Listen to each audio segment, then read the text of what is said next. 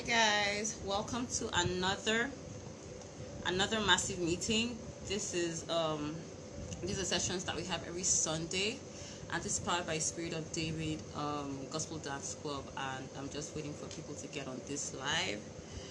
And today we're going to be talking about postpartum depression.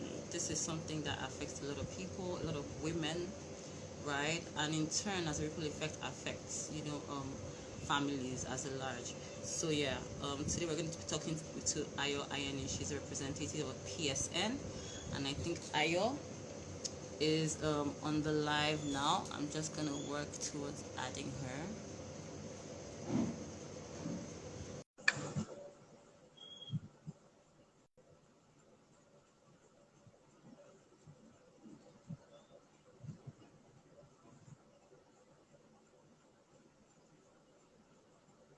Is Ayo here? Okay, Ayo, I can see you. I've sent you an invite, and I'm waiting for you to accept the invitation to join me on the live.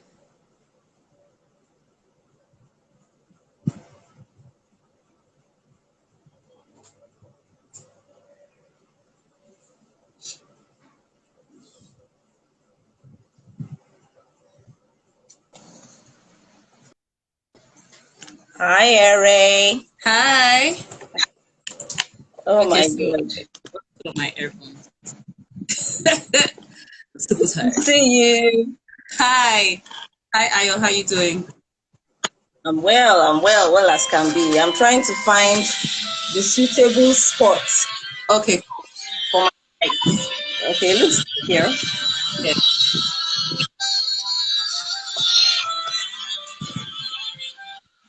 So we'll just give a few Alrighty. minutes. We'll just give a few minutes for people to join in on the live, right? So that we can kickstart. So you can take out that time to just quickly find your positioning and be To find my glam. lights. So you can be on fleek when they join in. It's good, so good to be having this conversation today. Very much. Um, Funny enough, I mentioned this a few days ago, and she was like, I didn't know they used to address this kind of issues in Nigeria. And like, well, it's not something that is common. It's not something that people really talk about when it comes to mental health and all that. So Yeah. she was really happy that this is something that is being addressed. And yeah, so Yeah. it's a good thing. Well done. Thank you. We have Okay. Pastor Fred is here. I didn't get that. Hi, welcome. Okay, so I'm going to give a brief intro while we'll give like 1 or 2 more minutes for more people to join so that they don't miss out on too much. Oh, I think I lost Ayo again. Okay, so while I wait for her to get back on, let me Winkle. Why is Winkle laughing? Is it because I couldn't pronounce the other name? I tried, but I didn't want to destroy the name.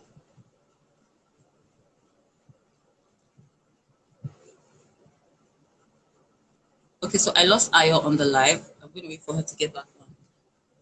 But today, like I said earlier on, we're going to be talking about postpartum depression, and postpartum depression is part of like a whole spectrum of a range of types of depression that can happen to a woman during the course of pregnancy. The postpartum part is actually after the woman has given birth, but it can happen in stages before she even gives birth. Um, Ayo is back. I hope it's going to be stable now.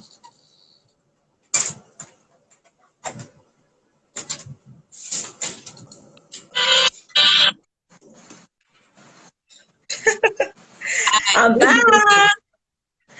Why I ran is off. Okay, so I will try to do a brief intro before you came back on about basically what we're talking about today. But first of all, let me introduce Ayo. Today we have Ayo Ayeni on the show with us, or on the live with us rather, talking about postpartum depression. I was trying to be smart and act like I have like some level of knowledge, talking about this part of a whole spectrum. But You nah, I'm not gonna. do. So PSN, she's a representative of PSN, and Postpartum is a postpartum support network, and it's a non-profit organization set up to raise awareness about perinatal mood and anxiety disorders amongst mothers in Africa, which is something that seriously needs to be addressed in this part of the world. It was founded in 2015 by Onyedikachi Ekwerike. The organization has educated. It has educated thousands of mothers and has constantly helped mothers get professional help to overcome depression. Welcome. It's great to have you today, Ayo. Thank you, Ere. Thank you so much. So without further ado, I'll give you, the opportunity to just briefly introduce yourself from your end. Just tell us what you do, and then we'll go straight into the meat of the gist. My name is Ayo Ayeni, so I am basically a strategist. I also most of all, the things that I like to do most of all is support women on their journey to motherhood, parenthood, balancing of everything. But tonight, and also child protection as well, parenting and right. But tonight I'm here to represent PSN Africa, Postpartum Support Network Africa. And Postpartum Support Network Africa is one of those organizations that is doing everything that we can to support mothers through matrescence. That's what I call it. So when a baby is born, a mother is born as well.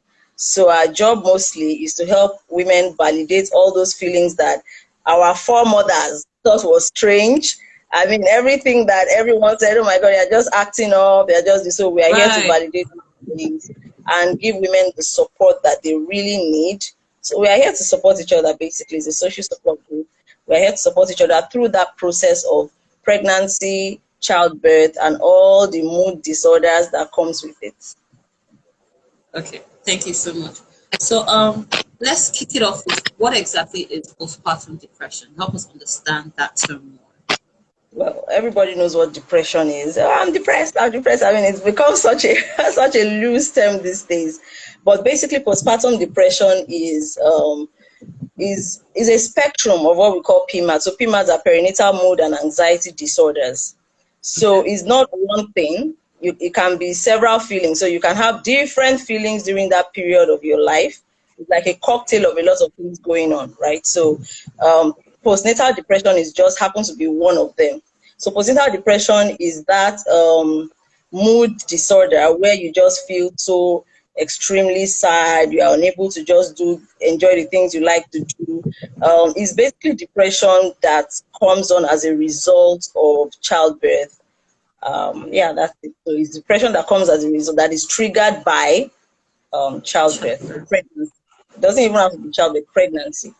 And as I said, there's a whole spectrum of perinatal mood and anxiety disorders. So we have PTSD. So some women go through traumatic childbirth experience, or they are living the traumas of others. That fear, anxiety. There's OCD. So that compulsive thing to just want to scrub your child clean, scrub the bubbles clean. So as I said, there's a whole cocktail of there's anxiety, then there's baby blues. That's like the mildest.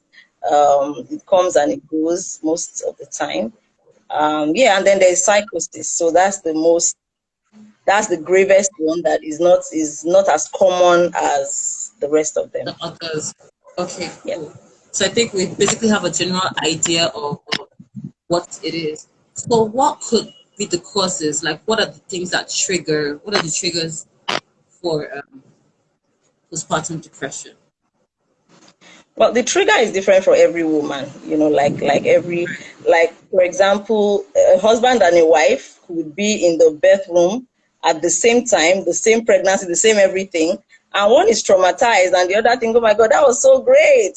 So it's the same thing. The triggers are different for everyone. Everybody has their own triggers. So for some people, maybe too many people around might even be the trigger, just that change to your life.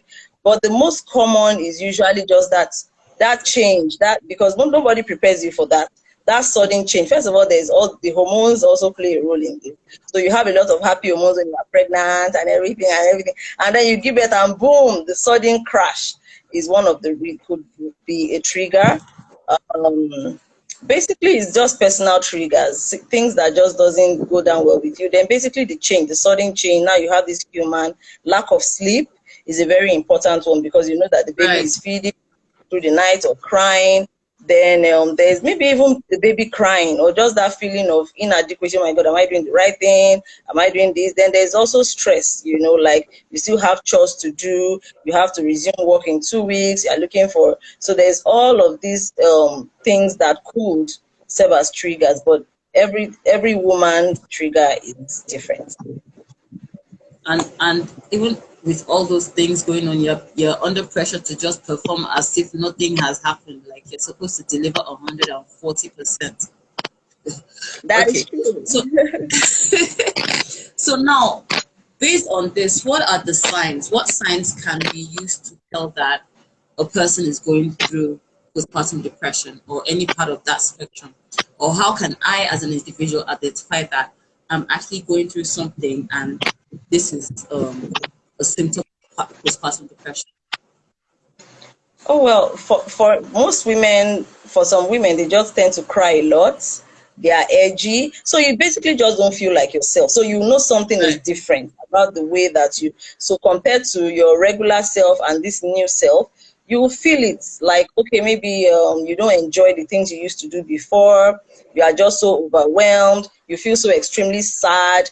You thought when you had your baby it would be all lovey-dovey. You're going to enjoy every moment of right, it, and lo and behold, you look at the baby and the baby even annoys you sometimes. You know, right. all the things that you should or you used to enjoy or should be enjoying, you don't enjoy them at all. You find it difficult to get through the day. So getting up and taking a bath, for example, basic thing, or just eating, getting food down and staying in your tummy. So most people with depression would either not eat or eat too much. As I said, those manifestations and triggers are different for everyone. So Right. some people are just overactive and just overdoing it, or some are just, they've just crashed to, I don't know, zero level. So some women that we talk to in some other groups I belong to would complain about things like, you know, they don't have the will to live. They feel it was a mistake having this baby. They don't think they are a good enough mom. They can't even get up and do the basic things. So basically just getting up and taking a bath or laying your bed or doing regular basic stuff becomes really, really hard, and you don't enjoy the things that you would normally enjoy. So that those are some common signs of postnatal depression. I'm curious. So you mentioned about like the ladies that you talk to, and I know that in this part of the world, it's so hard to first of all acknowledge the fact that you might be going through something mental, and then going that next step to actually going to seek help. So the people that come to you, do you experience have people that come from a wide sector of life, or is it just people that are, maybe intellectually aware of the fact that okay, this is actually a thing, or is it people that refer them or from other hospitals? Well, what PSN basically does is that PSN did not really wait for people to refer women. So what Okay. the genius thing PSN did at the inception was they didn't even go to the high and mighty. So the target audience is general hospital. So I think that Oh, PSN covered almost all, if not all, the general hospitals in Lagos State.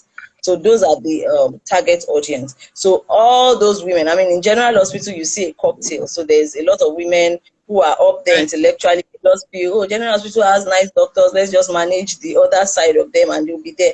And right. then there's also women from the grassroots. So there's everyone in the general hospitals. That's the target audience. Those were the places where PSN has been going to deliver these lectures and encourage women and give them support. So yeah, every is not just a thing for the high and mighty. It's a thing that affects every woman. Right. Race, irrespective of the race, irrespective of the where you live, the circumstances, it can be anybody. Okay. So I know you've mentioned that there are like some very simple and brief tests that can be done when these women come in to detect. What are those detection tests? Well, there's I think there's like basically two of them. So it's like it's just a small form that we administer to women, and then there is like a way to grade them at the end of. So it's just like a couple of questions around their feelings. So they are random things. So do I feel like I enjoy this? Has the thought of suicide crossed your mind? So just basic questions that people who have been trained to interpret those answers will now be able to say, okay, this is your level. Maybe you are in danger level, or no, maybe you just need social support. And so the test is basically there for women who reach out to administer to them. So I've heard of the 9 stages of wellness with regards to like when they come and for treatment. So like what are those stages? Well, the 9 stages of wellness is basically used in social support. So the one peer-to-peer support, not clinical. So what PSN Oh, does basically, before it gets to the clinical stage where we are referring to a psychiatrist, or where you are going to get on drugs, I mean, we need to kind of do the social support, because basically sometimes the solutions to these problems are really not that technical, They are just a lot of support and plenty of love and plenty of all those kind of TLCs. So the first step is education, right? So basically you just need to understand that your feelings are valid. So for some of us that right. experienced this like some 10, 11 years ago, we all just thought we were crazy. Like, you just feel like, oh my God, every mom seems to be enjoying this. I think I'm the only one. Lies. Why am I acting weird? Right? So why am I acting weird? So nobody knew anything about these things, but I think the awareness is a bit better now. So just that education that, look, what you are going through is valid, but you will be well. You are not alone. There are plenty of women all across the globe that has this similar experience like you are having now. So that's the first step. The second step to wellness is sleep. As I said, sleep is one of the major culprits of all those emotional ups and downs. I mean, because you are Right. coming from your regular self going to work. Like me now, most of my first pregnancy, I think I went to work. I went to the hospital from work. So it was really routine. I slept well, I ate well, I was bubbling, and then imagine, boom, one day the baby is born and then I need to feed overnight. So that sudden lack of sleep, and Right. lack of sleep, many people underestimate the how potent lack of sleep is. Like Kachi would say, lack of insomnia, making people stay awake, is a form of torture. When all Right. those millions people that torture people, they make people, because by the end of a couple of days, you are hallucinating already. Right. Our mind needs to rest. So sleep is one of the most important things. So we talk to these women on this one on, because as I said, every woman's situation is different. So what works for you? How can you sleep? What kind of support do you have? We talk through these things to ensure that we help them to get more sleep than they are getting. Then nutrition. I remember when I had my own baby, like I was living on junk because I was just so overwhelmed. I didn't know what to do. So basically, nutrition plays a key role. When you need to eat well. And then there's this thing about when you just have your baby, you want to quickly shed the baby fat. You don't want to add weight. So many women fall into that trap of what's that thing they call it? When you bounce back so sharply. I can't remember the term I The really. snapback. It's not the Aha, snapback. snapback. Getting We fall into snatched. fall into that trap of snapback, and then we are eating poorly, and this also affects our mood, because you're not getting all the nutrition that you need for that period of your life breastfeeding, and whether you are breastfeeding or not, really, nutrition is very important. So taking time out for yourself, again, you can feel very. So this is the third one. The first one was education, getting knowledge about what's going on with you. Second one is getting more sleep. The third one is nutrition. The fourth one is exercise. So just taking out, it may not even be exercise, it can just be a walk. Just time for it, because it's very overwhelming. And that's one of the things that most women find most overwhelming. Nobody is even asking, how are you? Everybody is asking, Right. have you fed the baby? If the baby The starts crying, baby. give the baby breast. So nobody is really looking out for you at that point in time. And that is also a very, very important factor in Right. those mood disorders. I mean, you've been pregnant for 9 months. Imagine all the flexing most pregnant women are. Are you okay? Oh, your leg is swollen. Foot massage, sharp, sharp. What do you want? I'm craving for sharp, sharp. The thing you are craving for shows up. Although your mother will call you, mother-in-law will call you, then boom, the baby is born. It's as if you are invincible. So that also is a major cause of those mood disorders. So taking out time for yourself, So handing the baby over, I always I advise some of my women as well to say, look, if you can express, you don't have to stay awake in the night to breastfeed all your baby needs is to be fed, mostly. So you can Right. express and have somebody else feed. Since the milk is from you, release the milk, put it in the bottle, whatever, but you need to Not go, that deep. have your hygiene checklist, have somebody else express and have somebody else feed, take time out, have somebody hold your baby, even if it's for just 2 hours. You don't even have to sleep. Just laying down sometimes in those postnatal periods can be divine. Like just lying down and doing nothing it can be really something. So taking out time for yourself, taking a walk, exercise, whatever does it for you, dance. We are coming to that. Also talking, just ranting, being able to be honest with your feelings. And that's where these support groups are so Right. amazing. Like you can enter this group, it is a non-judgment zone. You can express, you can say, I feel like I hate my baby, and nobody will look at you like you are crazy. You can honestly express yourself. So you need to find people or a group where you can express your frustrations, express how you really feel without being judged. So that's another very important factor in that road to wellness as a new mom. Then emotional support, very similar to finding a group. Emotional support is having people around you that actually understand what you're going through. So I remember that I know that most young husbands, most moms, grandparents, they just think you are acting out because they will say, oh, there are many mothers in the world. People have been having and taking care of even animals, nurture their young ones. Right. So why are you acting as if this is something that has never been done before? And it's not their fault. They really don't know better, right? So we Exactly. need that emotional support of people who actually understand that this is what I'm going through at this time, and they are not judgmental. So you can talk, they can understand. And that's why we also invite our men to these meetings. That's why we're trying to open up a support group for men, all kinds of, because if you understand what you're going through and your husband is being uncooperative or unsupportive, not because he hates you, but because he really doesn't get it, then there's still a Understand. problem.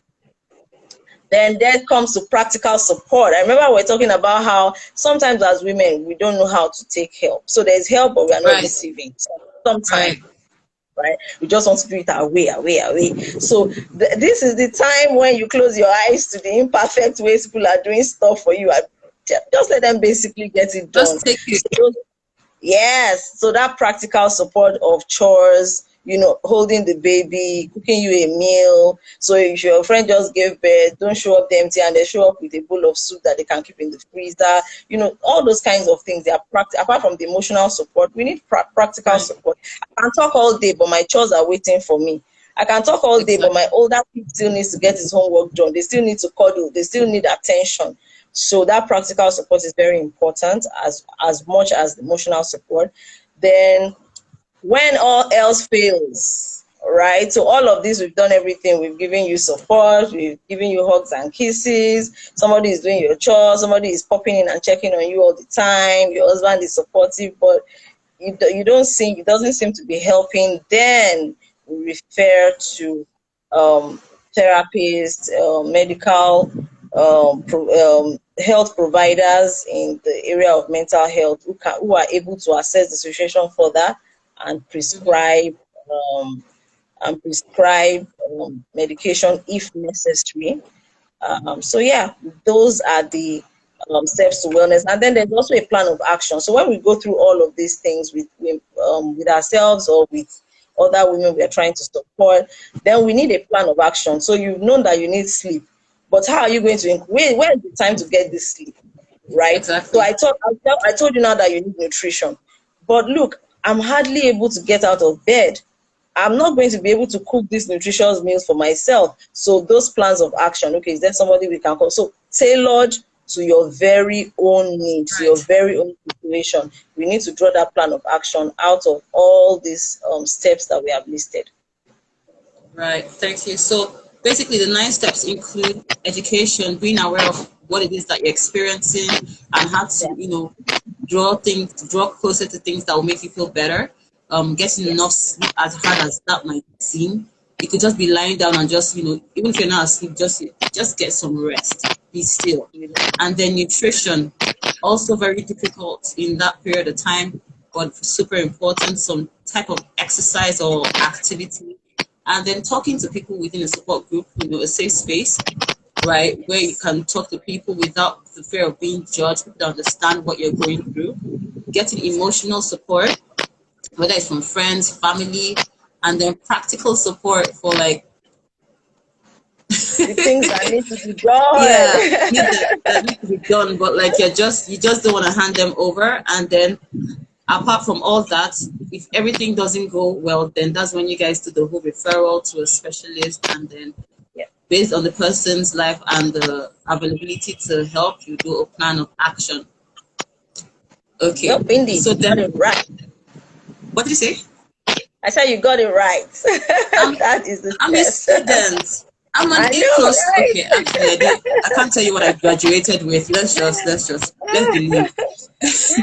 Okay, then you mentioned something when you were talking, which I also feel is quite important. So there are some women that have older kids, right? So like you might have one or two kids before having like the brand new baby. So you're going through the hormonal change, you're going through the stress, and then the balancing of attending, paying attention to the older baby. Does that also cause a problem when it comes to postpartum depression? Absolutely. That is a huge trigger for many women across the world, by the way. So you Wow. have other older kids who need, and it's really harder for people who have their kids close. So you see that some kids are like a year old and then you have another baby. It's super. I mean, when you see them, you just feel them because it's not easy. Because this one Right, is still like literally a baby, right. himself or herself, and then there's this other baby, and then you have to divide yourself literally. So there's all of this. I remember even when I had my baby, my 7 year old would still want me to sit and do homework with Right. her. So there's all of these things. Is a huge trigger because it's like there's no time for in between, setting you guys up for school, feeding, holding, doing your own work. Don't forget that you have, maybe if you work or you have a business or you have things to do, Mhm. there's still all, I mean, life didn't stop rotating on its axis because you had a baby. So everything that you had going on before you had a baby are still going on now. And then with the inclusion of the older ones, so they tend to be a bit whiny, they tend to feel a bit left out. So you also need to be able to see that you attend to their needs and find a way. So that's why this plan of action is for me is the most important part of that road to wellness. So depending on your own peculiar situations, is it possible that you spend maybe 30 minutes with them before bedtime? It's also important that you explain to them. So what I would usually advise for people who have children, older children, is get them excited. Let them be part of the Right, process right. of this pregnancy. So you are going for scan, they are looking at the baby in that small screen. I'm like, oh my God, is that the baby? So they are even excited to welcome the baby. Oh, the baby is going to be sleeping in my room. I'm going to be doing this. This is going to be my own chore. I'm going to hold the baby.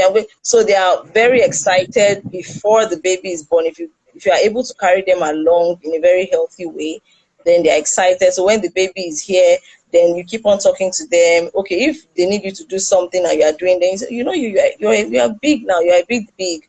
Baby needs to eat or baby needs to take a bath. But I can just come and stand with you and watch you take your own bath later. So you give them options. Make sure they don't feel left Right. out. And again, delegate. Let somebody help with the homework. Let somebody, and if they want you particularly to help with the homework, you need to start, introducing other people gradually. This can even start before the baby is born. So if you feel like they are attached to, they are used to mommy is the one that does my homework, mommy needs to be the one to give me a bath, mommy needs to be the one to get me dressed for school, start introducing somebody stylishly before the Right. baby is here. So maybe you sit with the person while the person is doing it, so that transitioning becomes a bit easier on them when the baby is here and you are all stressed out. Okay. Cool. I think I was quite lucky because my first child was barely like a little over a year. Don't judge. When I had a set of twins, so it was a lot. But like even when I was pregnant, I used to have her like kiss your brothers. Oh, are you ready? It's like even by the time they came out, she was, and she's always been like super caring. So even though there were times where she used to be like, "What's up now? How far?" We used to hang out, but she basically went with the program. But right now, they don't really fail anymore. They always fight. Oh my God. How long can this go on for, though? Is there a timeline with regards to postpartum depression? Is there a possibility that it can go on for years? Or is there a timeline where you say, okay, by the 8th, 9th month, you start to feel better? There is, as I said, this experience is completely different for every woman. So there are women that I talk to and they are 2 years postpartum and they feel like they can't really get back to their old routines. So they complain about intimacy with their husband. They are still so extremely traumatized by certain things. They are still just not yet in a good place, probably because they missed out on that crucial step of, have maybe a support group or people to talk Right. to. So there's always help. Sometimes if you don't get help and maybe you sweet talk yourself and things just go by, you are lucky, it may just go away. But most of the time there's all that small residue. There's this thing. It's never the same after you're a mom, right? It's never ever the same. But for Mm-hmm. some people, snapping back emotionally is harder than it is for others. So there is no time frame like, oh, just give it time. When you are 9 months postpartum, you'll be fine. No, there's no time for that. There's no time frame for that. So some women get better very quickly, some get better really slowly. But the key is to seek help. So I know that most support groups keep the group open to women who are postpartum up to 2 years postpartum. Okay. So the groups keep on supporting women up to 2 years postpartum. And most of these groups are free and they are overwhelmed, but we all understand the importance that, look, the wellness is different for every woman. So there's no time frame. But it's really important you don't try to do this on your own. This is not the Stone Age. Help is available now. I mean, just Okay. go to the PSN. There's the PSN Instagram page. Help is available there, So make sure that you get with the program. It could be with your spouse, it could be with a group, but don't think that it will resolve on its own. It may resolve on its own, but it could be really slow, and then you could have some of Right. all this residue somewhere, stuck away somewhere that something else can just trigger at a later time. Okay, and then when we talk about help, especially when it comes to social help, like families, friends, and stuff like that, I know that there was a time we were discussing, you mentioned something about unsolicited, and how do women handle this? Especially since I feel like we live in an environment where a lot of people put pressure on the woman to do this, do that. This is not how to. They make her feel like she's not doing the right thing, or you should wear a cap in the heat. Oh, you should put the oil so the scalp will close. No. And like it's a lot. And I know they're coming from a great place, but how do you handle such pressure? How do you handle unsolicited, whether solicited or unsolicited, basically all the plenty information that you're attacked with? It's mostly unsolicited, trust me. But I was trying to be basically, for me, my advice basically usually is that that first of all, make up your mind, because you don't want the anger and the bitterness, because there's what we call postpartum rage. You are oh just wow. so edgy and you're angry about everything. So don't encourage that. Just know, for the most, first of all, delete negative energy from your life, please. I mean, they can come back later. There are some people that they love you, you love them right back, but at this point in time in your life, they are just a little too much for you to handle. Right. So they can be on hold for a while, right? So it's not every visitor that wants to come and greet in your house that you are available for. So first of all, make sure that, as we talked about in the 9 stages of wellness, we talked about emotional support in safe Right. spaces. So being with people you can really be honest with about how you feel, about how you want to do your stuff, is really important. So basically, I would say, for those people that you can avoid or you can stay away from, even if it's for a little while, stay away from them. Then I know that mostly most people, for the most part, are coming from a genuine place of care and love. But Right. it's not every care and love that is helpful to you. So first of all, understand that, okay, they mean well, but this is just not working for me right now, so that you are not Right. angry and burning bridges and kicking off everybody that care about you in your life away. So understand Right. that they are coming from a place of care. But then you now need to be very open with them. So depending on who, as I said, our case in Africa is a bit unique. Like, there's a certain way you cannot talk to your mother-in-law now, for example. You need to go and borrow wisdom. So basically, for the people like your mom or your sister or your friend, be like, thank you for the advice, but this is how I prefer to do it. It's not like you shouldn't listen to voice of reason, because it's a learning process as well. There are some things they will tell you that makes sense, that actually works. So you need to not be rigid. If you are getting advice or support from people who are helping you to do things better, you should absolutely go for it after consideration. But if you've thought about it, you have your own plan, you know that your pediatrician said no agbo, or agbo is just not resonating with you, and somebody is bringing agbo, then you should find a very nice way to say, I love you and thank you for loving me. I know this costs you money, because even leaves cost money, but I'm sorry, this is not my own plan of action for the way I intend to care for my baby. And if it is somebody you cannot really say that to, as I said, there's this, I was talking to an American colleague, and I told her about how I called my pediatrician and I dragged my mother-in-law to the pediatrician's office. And the guy was like, what? So I was like, are you giving this baby a boy? What? No, Ayo, don't do that. And my mother-in-law is such a sweet soul. Like, oh my God, I didn't know. Because I didn't want to hurt her feelings, right? But so it's not me telling her now, it's the pediatrician telling the two of us. So all of us both of us are on this table. So, oh my God, I think we need to trash those things immediately. This is not me telling her. This is now her deciding. So we need to apply all those wisdom nuggets sometimes with people, because I love my mother-in-law. I don't want her to stop coming to my house to help me out. But I also know that there is not everything I really want to do. This is the new age, right? The way she raised her children is different from the way I want to raise mine. So I need to find ways to respectfully decline those help. And then again, you need to have your own plan. So, for example, my mind is made up. I don't do agbo. It doesn't matter, except you are Jesus Christ flashing an ID card. I will not administer agbo to my baby because he said I should do it, right? So that's my plan. It's hard for you to change that. I also know that probably I don't want to do X. So do your research, talk to your doctor, talk to people who actually know, and then have a way you want to do your things. So that when this advice come in and they are contradicting with what you know, and they don't sound better like what you already have, then you know to not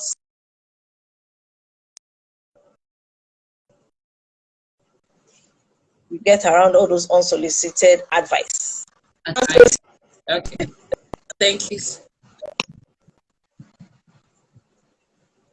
Okay. Oh my God, is it my net breaking? So break from your end. Can you still hear me? I can hear you now. Okay, cool.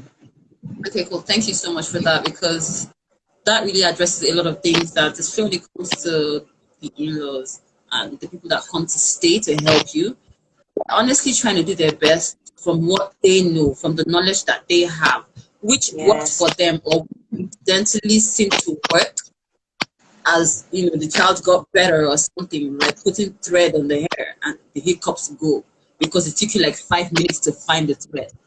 So they're genuinely just trying to do what works for them to help you. It's just kind of hard, and sometimes not everybody can address it the same way. You can't always be diplomatic. Sometimes you're just so stressed out in your head. Sometimes you might flip out. But yeah, thanks for that breakdown.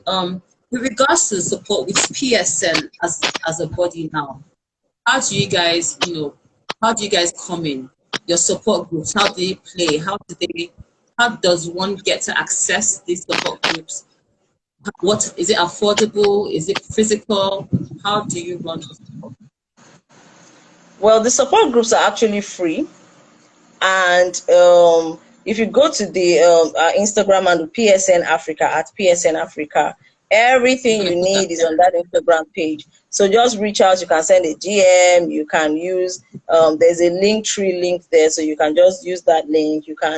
There's so many ways. All the information there. You're going to be talking to somebody. You can send an email. You can call. So the support groups are free.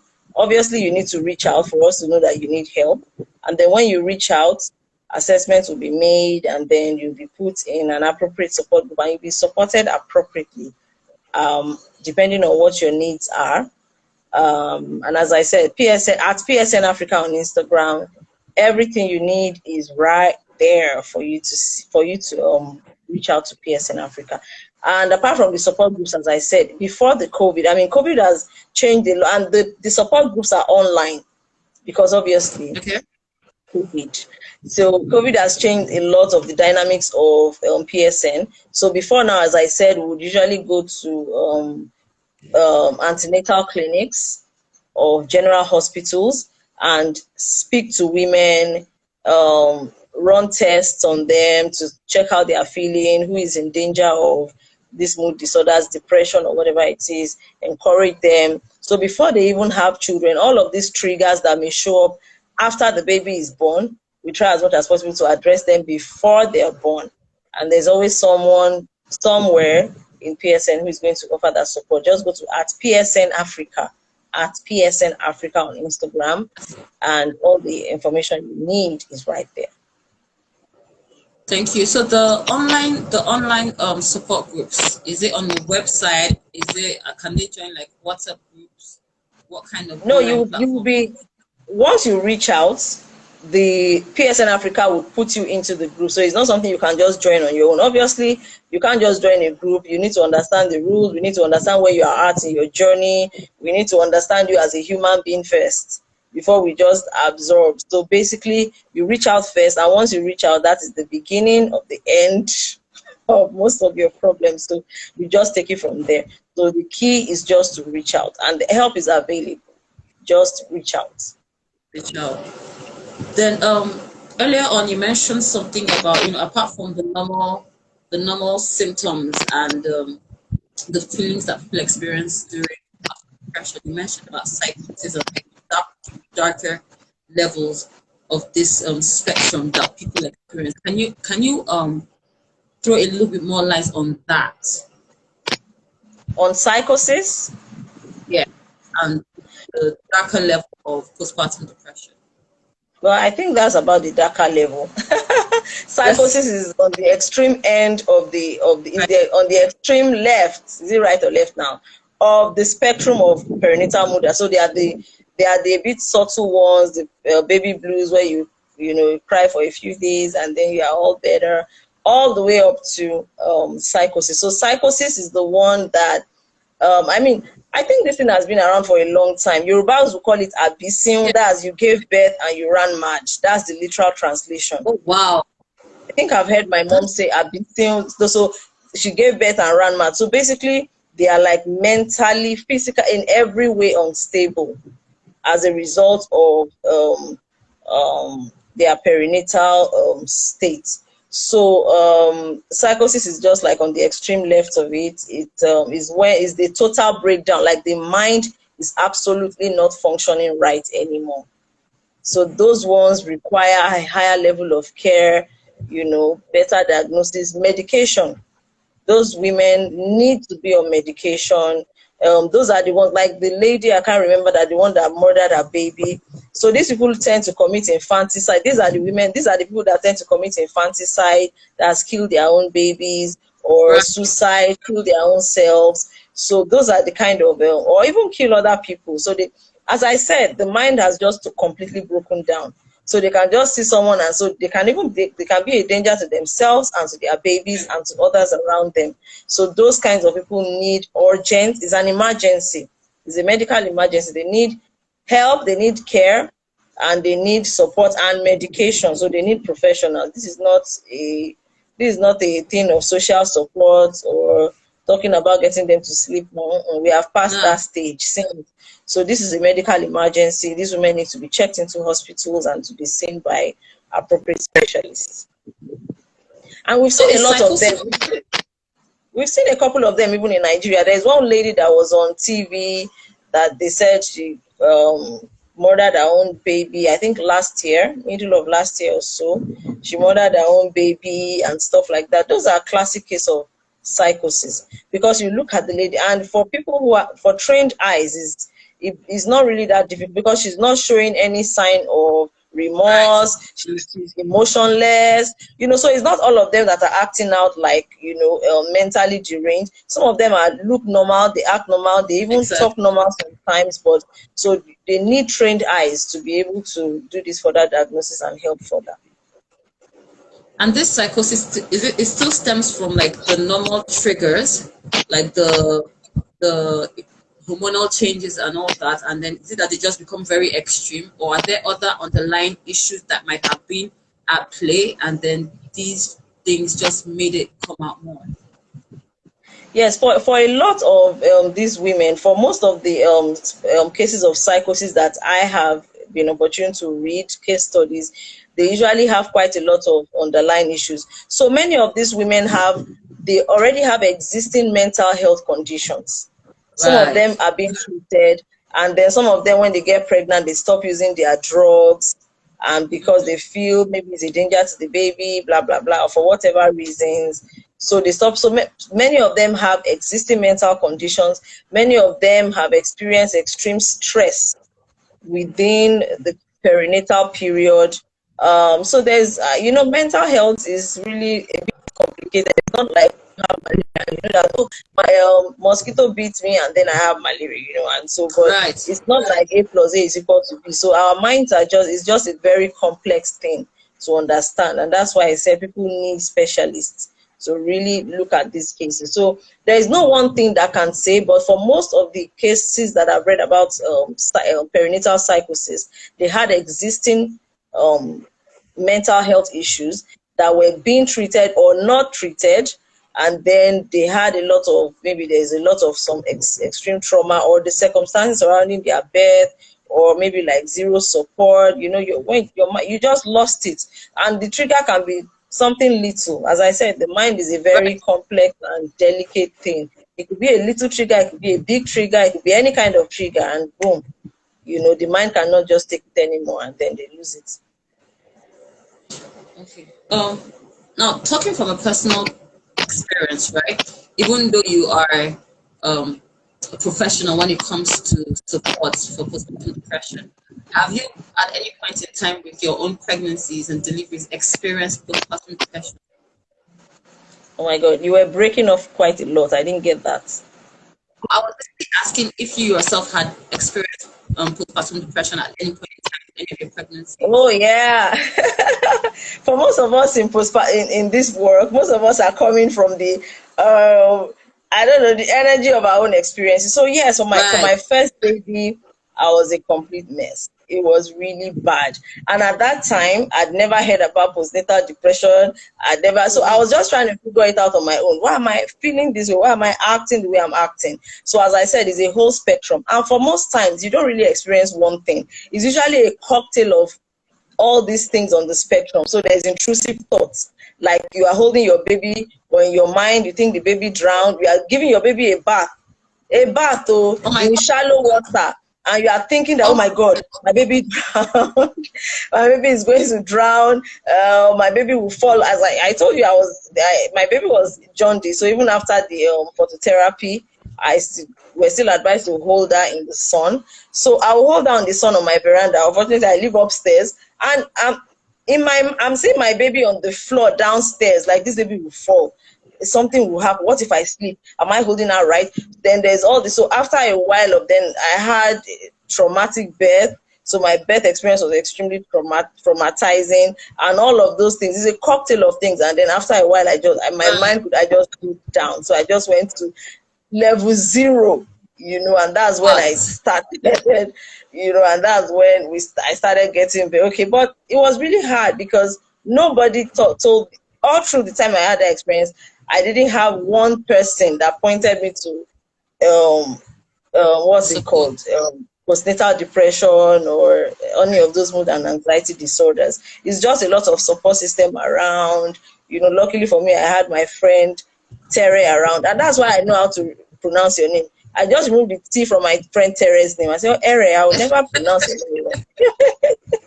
So it's all of those support systems that really helped me to get through it at that time. Not even any knowledge of the disorder itself. So and because you've had one pregnancy and you've been through it, doesn't mean you are immune for the next one. So even with all my knowledge, so after a while, I met a friend, Bimbo, she's mom's chat on radio, Bimbo Chinemere.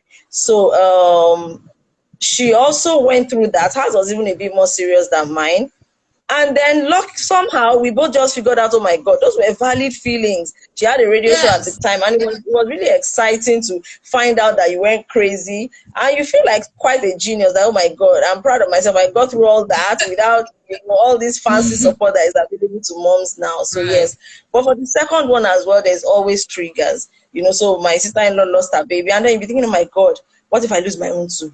What if she's not feeling well? So I kept on going back to the hospital. My doctor said, you come back with this healthy baby, healthy, and I will admit you, because I'm diagnosing anxiety. Like, this baby Right. is fine. So almost twice a week I'm showing up. I think she's bloated. I think she's not, her eyes doesn't look right. I think so. When she now threatened me, it was like a wake-up call, like, oh my God, I'm really acting. This is all the things I've learned before, then I could now bring my knowledge. So it doesn't make you immune, really, in these things. So yeah, those personal experiences are always there, but there's help, and when you Right. get better, it's really a journey, to reach out Right. to other people as well. Exactly, and it empowers you to be able to, hold the hands of other people as much as you can. Those True. intrusive thoughts are real. Those things are real. When I had my second pregnancy, when I had twins, I was fatigued, and I breastfed for a month. At some point in time, and the boys always stayed in the crib, but there were times where I used to be afraid to roll over because I didn't want to roll over. They were never in the bed, but I could legit see them And my mother-in-law told me one night that she was waking me up to feed another one. I'm like, can't you see I'm carrying 3 babies? Okay. Oh my God. And really, you see, the beauty of this thing is that I work with women on a global scene. So Right. there's African Americans, there's whites, there's Mexicans, there's Spanish, and all of us have the Right. same issue. It's a Yeah. global thing. It really doesn't matter. So when they talk, I'm like, really? This is exactly what happened to me. And it really doesn't matter that they are Americans or they are, I don't know, Right. Britons or whatever it is. It's global. So I have one woman, I think she's American, that talked about, so we addressed this in one of our trainings about how, I think it's just the body responding. So you notice that even if you are a deep sleeper, like you sleep all through the night, the moment you have a baby, you are more sensitive. If your Mm-hmm. baby cries, you wake up. This is you that even if Right. they were throwing a party on your head and you are asleep, you will not wake up.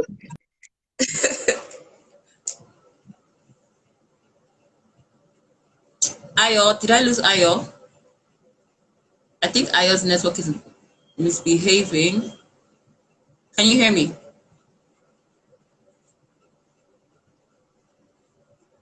Hello, Ayo, are you back? Yes, I am. Okay.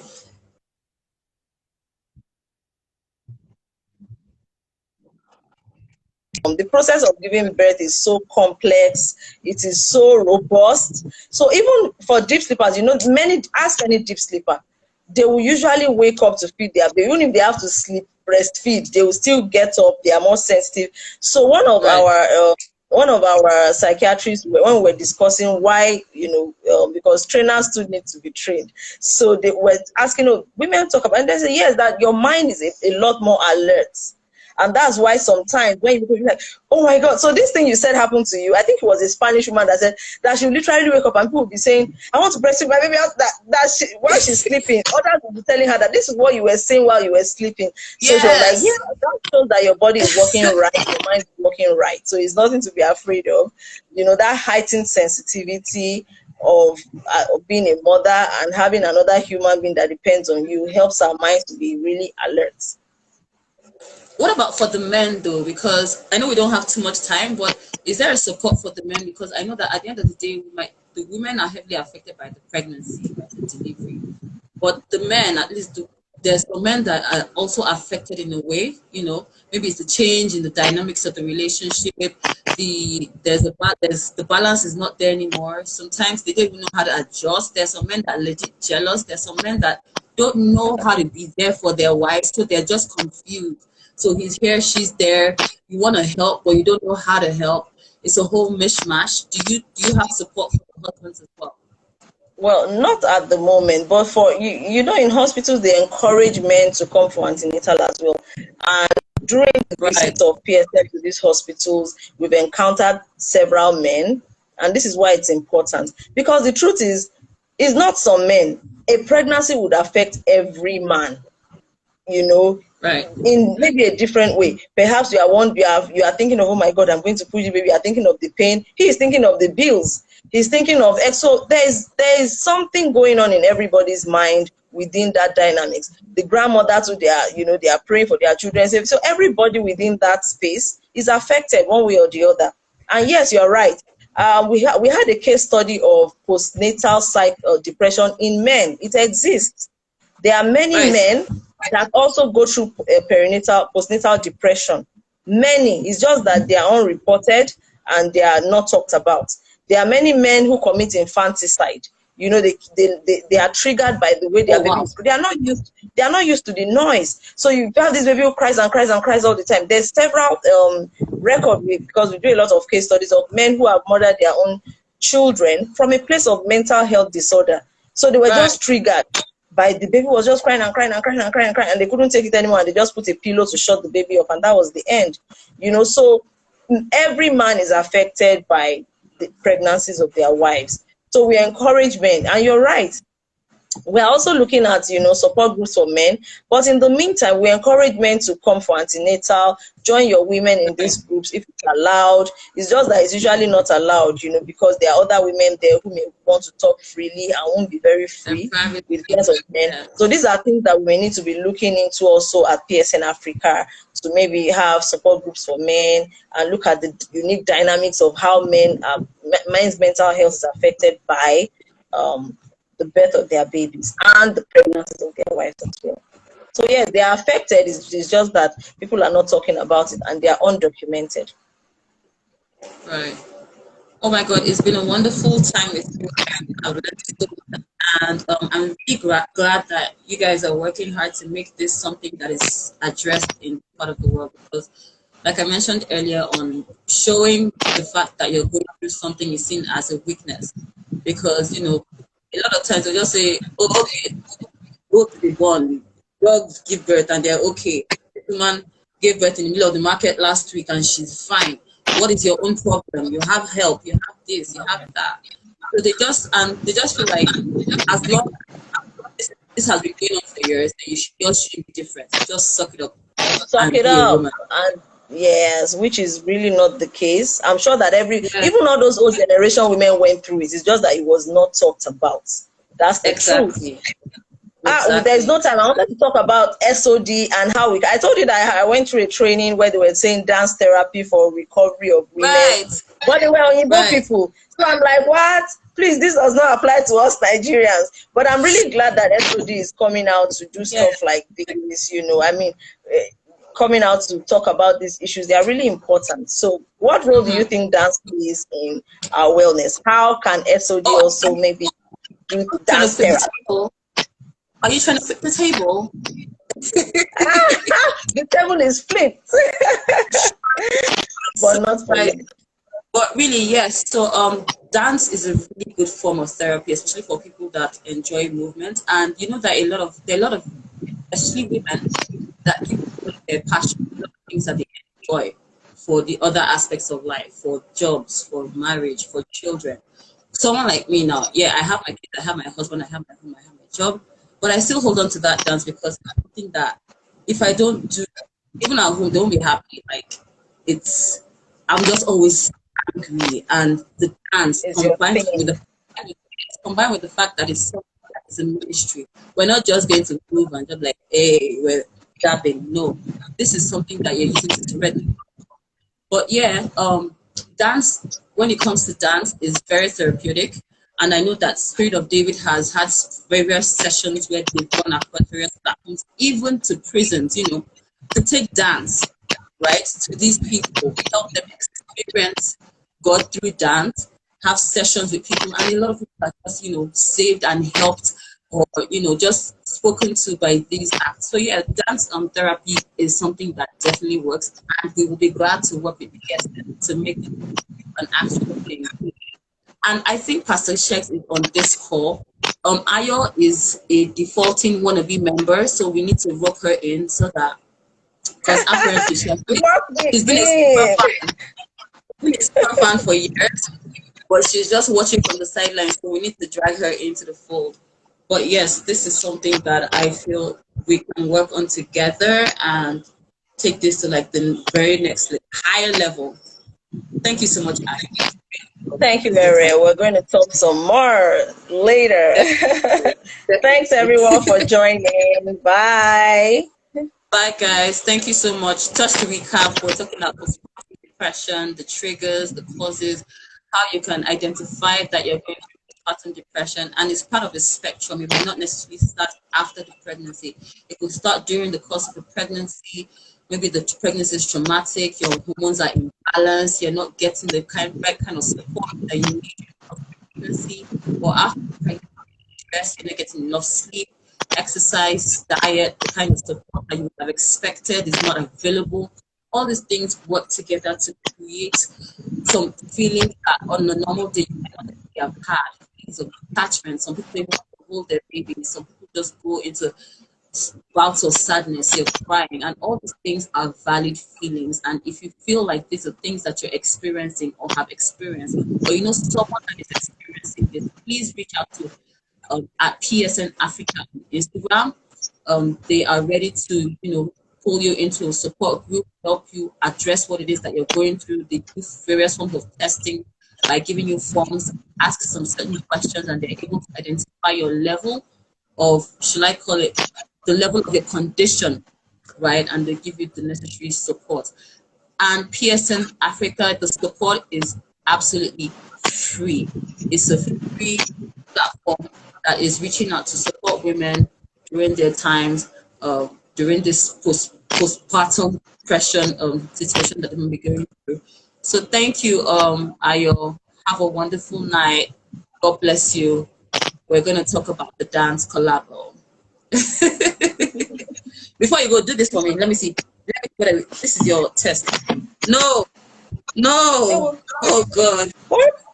What? Like this. Okay. That was it.